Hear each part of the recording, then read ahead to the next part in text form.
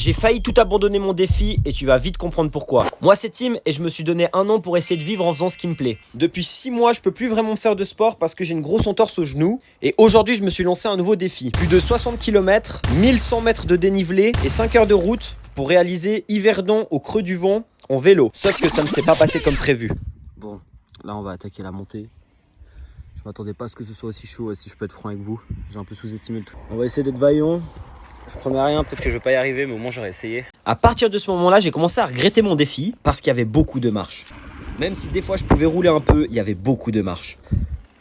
Bon, actuellement, plein dans le brouillard, j'espère qu'au moins la vue sera belle. Hein. Oh, je vous jure, je pense déjà à la descente là.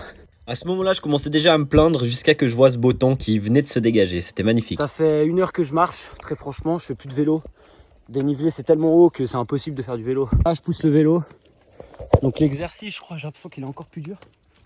Parce que du coup, je pousse un truc qui fait 15 kg en plus, quoi. Mais écoutez, c'est bien.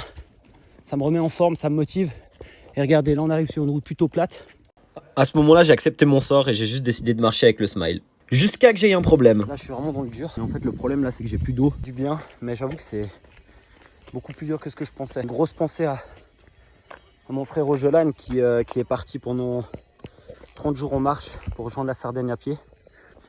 Oh les gens, regardez en face, ça commence à ne plus monter. Oh oui, tu de la descente. Et après 3 heures de marche, j'arrivais enfin. C'est la première fois que je me rendais là-bas et franchement, j'ai vraiment apprécié la vue pour le coup. C'était magnifique et en plus, vu qu'on était au-dessus des nuages, on pouvait les voir flotter au loin, c'était génial.